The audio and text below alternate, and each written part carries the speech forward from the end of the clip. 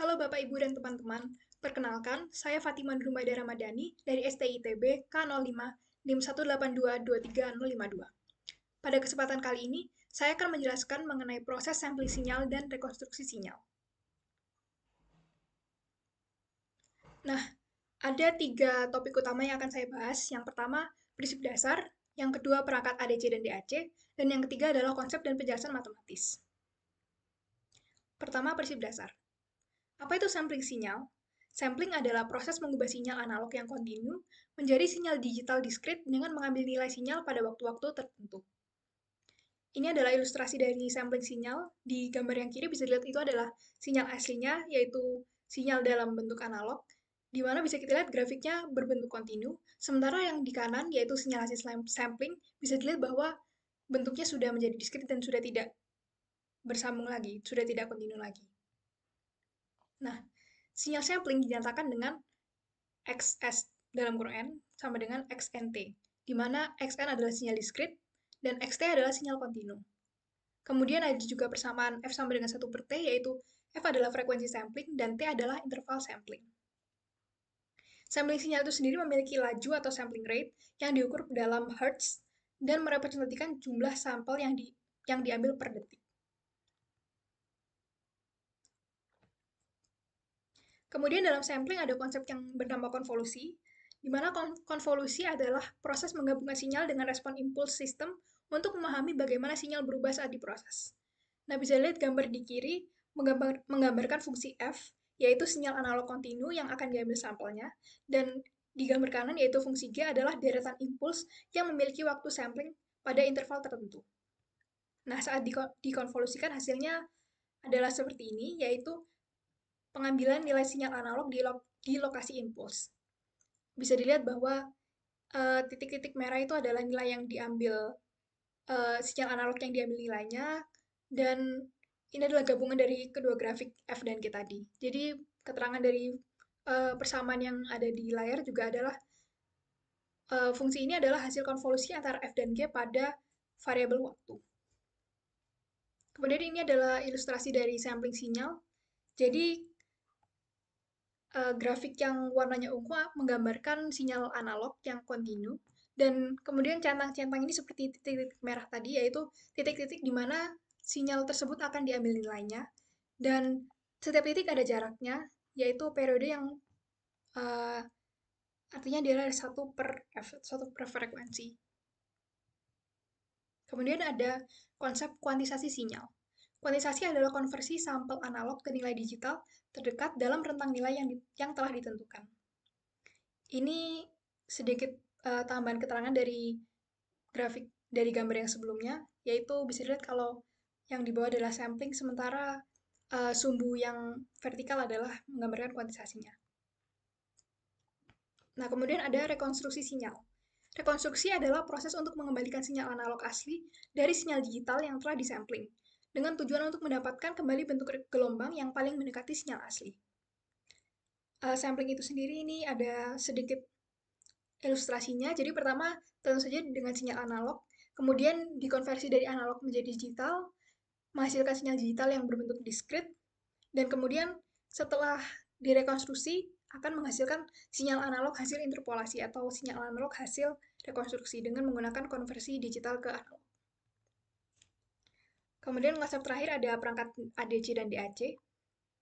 Yang pertama adalah analog to digital converter, yaitu yang sebuah konverter yang digunakan untuk mengambil data dari dunia nyata ke dalam sistem digital dengan mengubah sinyal analog atau kontinu menjadi sinyal digital atau diskrit.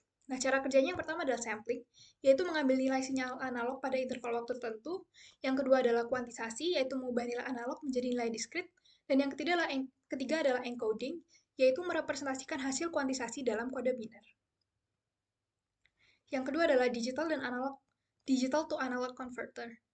DAC ini sendiri digunakan untuk mengubah data digital menjadi bentuk yang bisa digunakan di dunia nyata dengan mengubah sinyal digital atau diskrit kembali menjadi analog atau kontinu. Jadi kebalikan yang ADC tadi.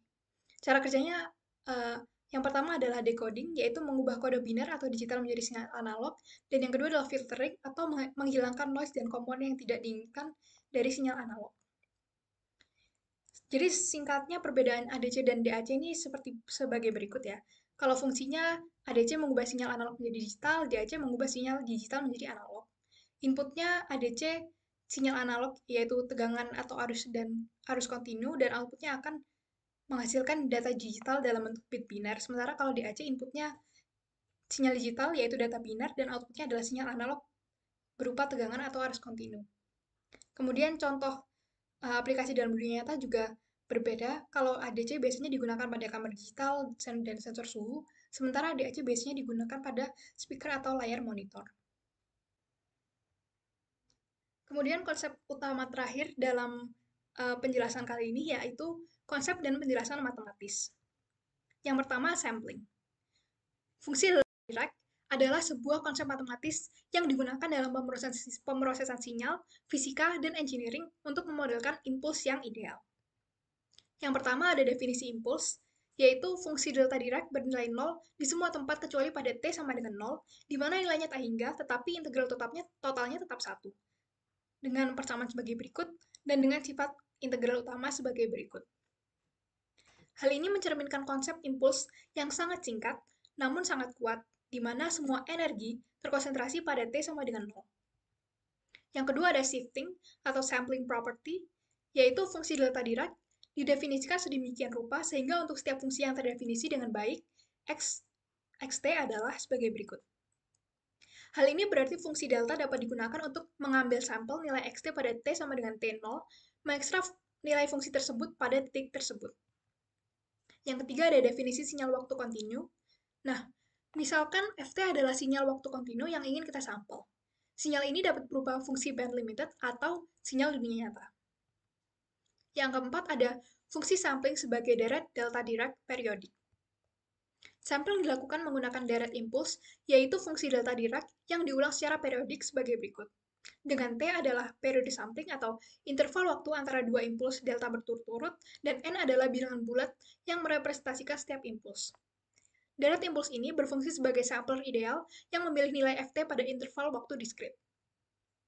Yang kelima ada sampling melalui proses konvolusi. Ini adalah lanjutan penjelasan dari konsep dasar konvolusi di subtopik pertama tadi, yaitu sinyal yang telah disampel, kita namai FST, diperoleh dengan mengonvolusi sinyal waktu kontinu Ft dengan impuls periodik Gt, dengan persamaan sebagai berikut.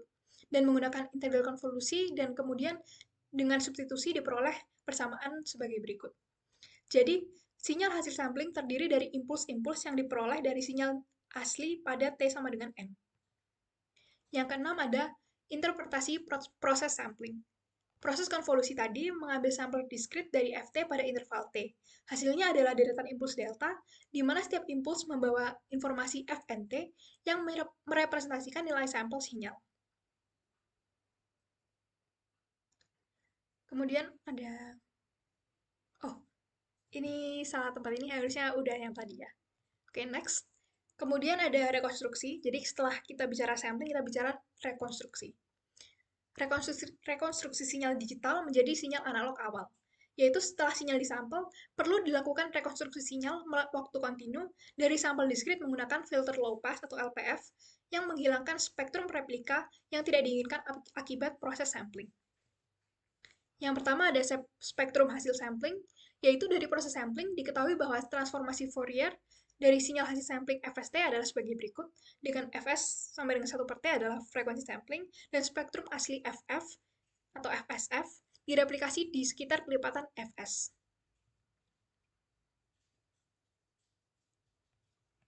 Nah, ini juga lanjutan dari penjelasan fungsi tersebut. Nah, jika Fs lebih besar dari sama dengan 2 Fmax, yaitu sesuai dengan kriteria Nyquist, tidak terjadi aliasing dan kita dapat merekonstruksi sinyal asli dengan menerapkan filter low pass yang hanya mempertahankan spektrum asli di sekitar F sama dengan 0. Untuk aliasing sendiri akan kita bahas setelah ini. Yang kemudian ada filter low pass ideal atau interpolasi sync, yaitu filter rekonstruksi yang memiliki cutoff frekuensi sebagai berikut dan respons frekuensinya adalah sebagai berikut. Nah, respons impulsnya itu sendiri dihitung dengan mengambil inverse transformasi Fourier yang dimana itu adalah fungsi sinc, yaitu sebagai berikut.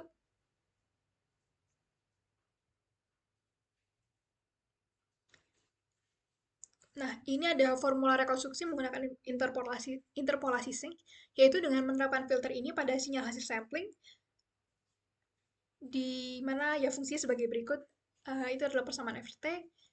Hal ini dikenal sebagai interpolasi sync yang dapat merekonstruksi FT secara sempurna jika tidak ada aliasing. Nah, ini yang perlu diingat adalah secara sempurna jika tidak ada aliasing, tapi uh, kita akan tahu kalau itu tidak mungkin.